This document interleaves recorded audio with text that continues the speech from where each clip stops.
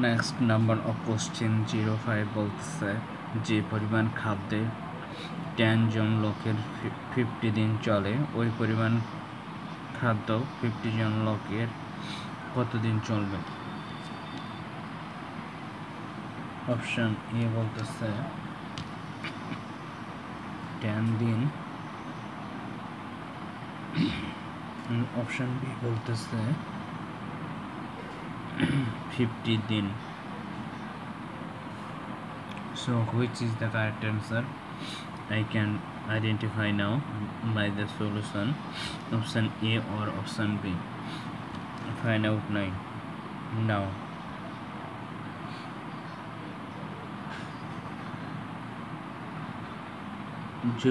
যে পরিমাণ খাদ্য, দ্যাটস মিন খাদ্য মজুদ আছে, আমরা বলতে পারি 10 জন লোকের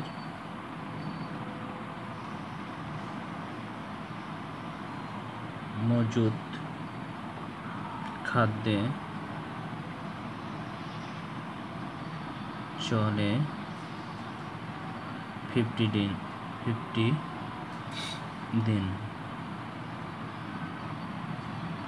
সো 1 জন লোকের মজুদ খাদ্যে চলবে 50 into 10 দিন, 10 জন। দেন আমরা কি করতে পারি, 50 জন লোকের মজুদ খাদ্যে চলে 50 into 10 divided by 50। সো আমরা যদি 50 and 50 আউট করি তাহলে থাকে 10 দিন। This is the answer number of question 05. Next question number of question 6 কি বলতেছে 50 পয়সার 50 দিনের মজুদ 50 দিনের সুদ 50 পয়সায় 50 দিনের সুদ 50 পয়সা হলে দৈনিক সুদের হার কত। This is the question number of 6. Option A বলতেছে 2 পয়সা and option B বলতেছে 1 পয়সা। So which is the correct answer? I can find out now.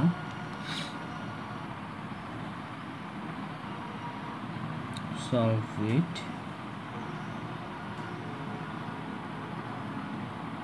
এখানে 50 পয়সা আছে, 50 দিনের সুদ 50 পয়সা। সো 50 পয়সা 50 দিনের সুদ 50 পয়সা হলে দৈনিক সুদের হার কত। সো আমাদেরকে সুদের হার বের করতে হবে দৈনিক কত পয়সা।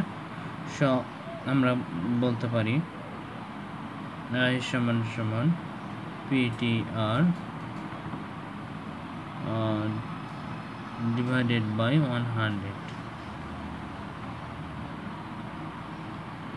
সো আমরা এই রাশিটাকে লেফটে নিতে পারি,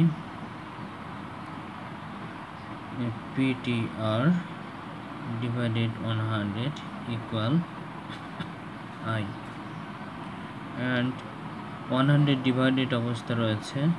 সো যদি এটা করি তাহলে রাইটে মাল্টিপল করে নিতে পারি, আর এদিকে থাকে PTR। সো আর এর ভ্যালু চেয়েছে, সো আমরা আর রেখে দিতে পারি I into 100 ডিভাইডেড বাই, এটা গুণ অবস্থা রয়েছে, ইকুয়াল রাইট এসে হয়ে যাবে ডিভাইডেড, সো PT।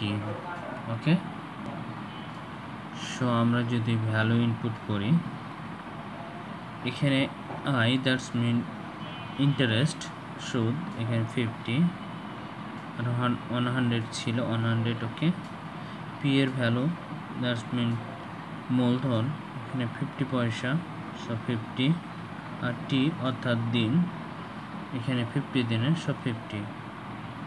সো আমরা যদি A50 আউট করি তাহলে থাকে 50 and 100, 2 দ্বারা 50 এবং 100কে আউট করতে পারি। অতএব আর সমান 2 পয়সা। This is the answer number of question 06, যেটার ভ্যালু রয়েছে অপশান এ তে। So this is the answer.